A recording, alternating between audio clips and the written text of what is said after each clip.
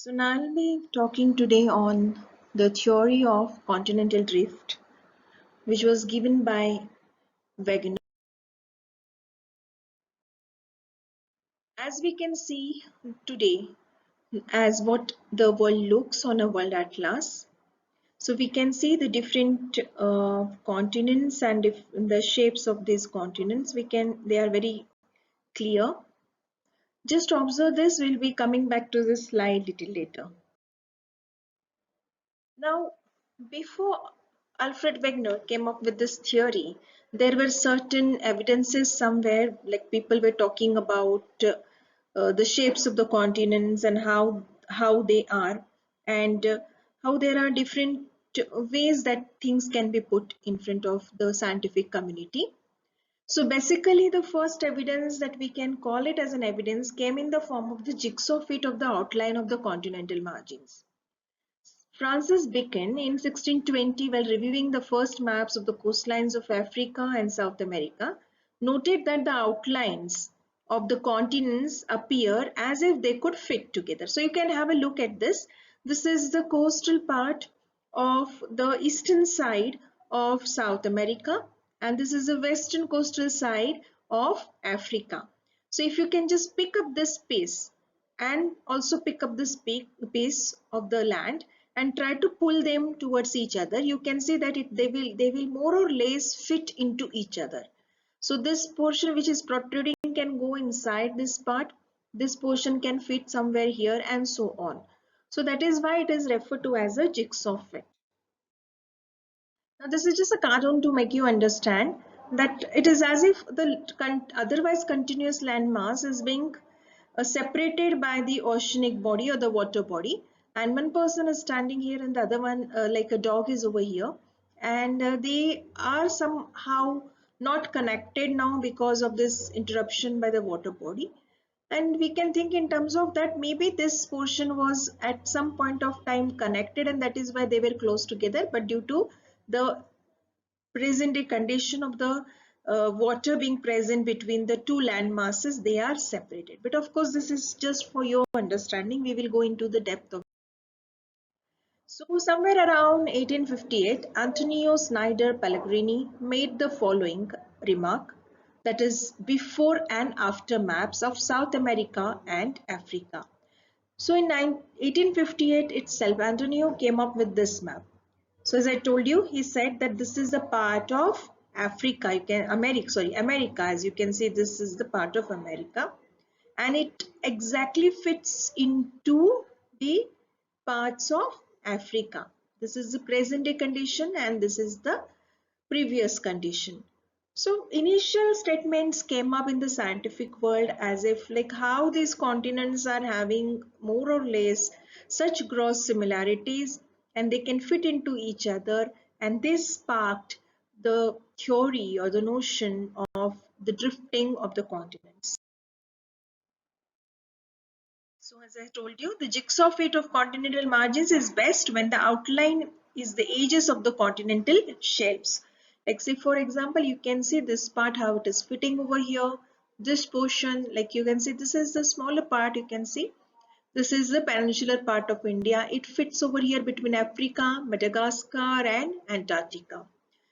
So how do we go about this? How do we understand this? Again, in 1668, so way back in 1668, Francis Placet was the first to suggest that the continents were actually fixed together as suggested by their outlines. And he suggested that the continents had been torn apart by the biblical flood. So those who are well aware about the flood in the ancient period, in the epics, in the Bible that is being noted, that and the mention of Noah's Ark. So he suggested that the continent must have been torn apart from each other somewhere around biblical flood. But these were just an assumptions. Alfred Wegener became the father of continental drift by amassing considerable supporting evidence that the continents moved over time. He was born in the year 1880 in Germany. He was basically a meteorologist, astronomist, and he explored much of the parts of Greenland. In 1915, Wegener published his work in The Origin of the Continents and Oceans, where he talked about the drifting of the continent.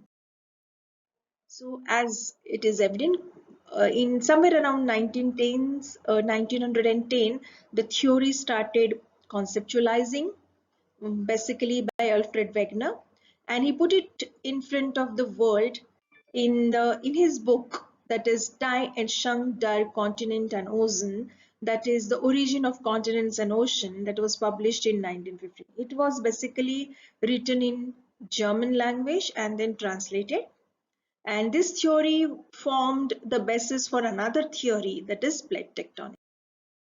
So again we come to the world map, basically the parts of North and South America and parts of Europe and Africa. Both the American continents separated by the Atlantic Ocean, in between them. We have huge land masses on both the side. And as we can see, evidently there are some gross similarities in the features of the. Now, what was the hypothesis? Any theory that is being put by a scientific community, it has to have some base and it has to hypothesize something. So what was the hypothesis of the continental drift theory? Basically, Alfred Wegener, who proposed this theory in 1915, he proposed that there must be a single giant continent which was present somewhere around 200 to 225 million years before present, and he referred to that giant continent as the supercontinent and named it as Pangaea. So what is Pangaea? Pangaea is a supercontinent which was named by Alfred Wegener in his theory of continental drift, and basically Pangaea is referred to the single landmass which was present 200 to 225 million years before present, a single landmass, that is Pangaea. And not only this, he introduced us with this term, but he also introduced us with another term that is called as Panthalassa. So if we have a single landmass, then it is surrounded by a single water body, a large oceanic water body. And that large single oceanic water body was referred to as Panthalassa by Alfred Wegener in his theory, continental drift theory. Now he assumed that, or he presented that there was a single supercontinent called as Pangaea which started breaking around 200 million years ago, and slowly the continents drifted away from each other and assumed their present position.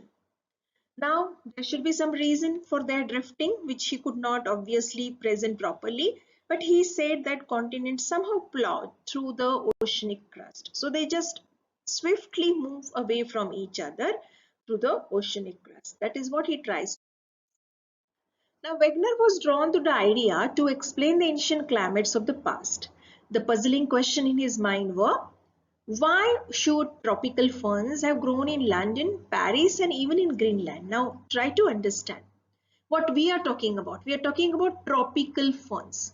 Now tropical ferns means these will be the ferns, typical vegetation which is grown in only tropical climate.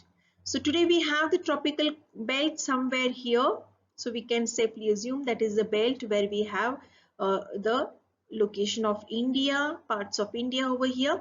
So even if we refer to India and the other regions that are called as tropical regions, today we find ferns present over here. That particular species is present in the tropics. Now the question that came to the mind of Wegener was that if ferns are grown in tropics, and that is why we call them as tropical ferns, why should they grow in colder regions?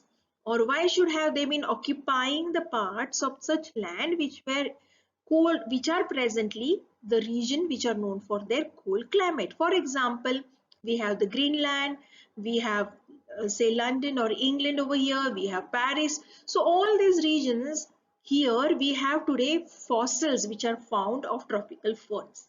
So Wegener tries to ask this question, that why should we find these tropical ferns which must be growing in the past in these cold climatic regions? Secondly, he says why cold belts are found in the cold climatic regions of tundra and even the polar regions. So he is asking that, see cold, see coal for example. How is coal formed? Coal is formed from the buried material, which is especially the thick forest or vegetation cover. So there was a land which was covered thickly by forest. So thick vegetation was there.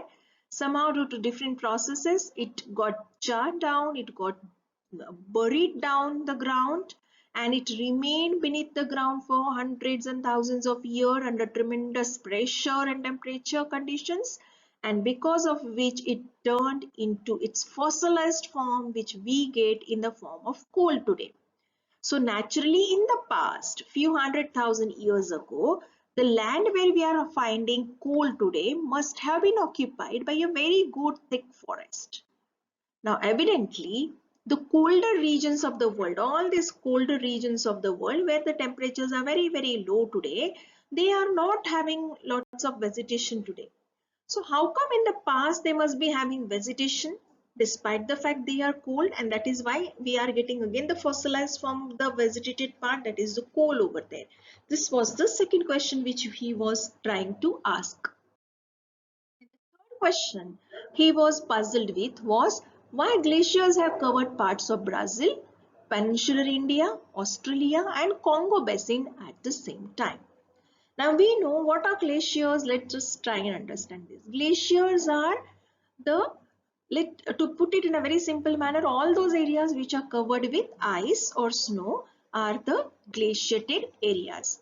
So what he tries to ask us is that today the Congo basin here in Africa, the Congo basin in Africa and the Amazon in the America, and then we have the Australian areas, we have the peninsular part of India. So all these Brazil, Congo, then Indian Peninsula and Australia.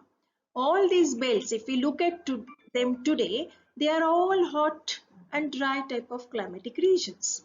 So we don't have glaciers over there. We don't have snow covered areas in these regions today. But we have evidences that maybe in the past, these regions were covered with snow. There were glaciers present over here. So the question comes to our mind is that if today the climate is not cold, how come we still have the evidences of glaciers covering this part of the world? Now Wegener suggested that the pattern formed with continents together at the South Pole. So he suggests that if this area, that is the Brazil coast, then the Congo basin of Africa, Indian Peninsula and Australia, they must have been together somehow. They must have been joined together somehow.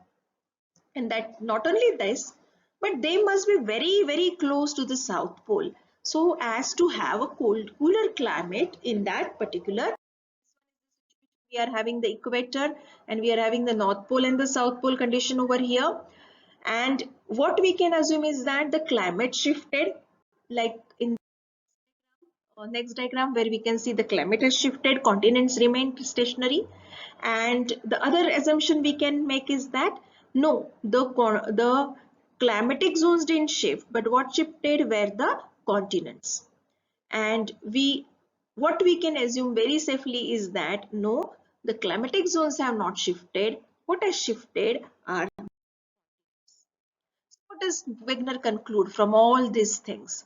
He says that the continents were once joined, therefore they must have moved apart over time. Contracting Earth theory was not consistent with the facts.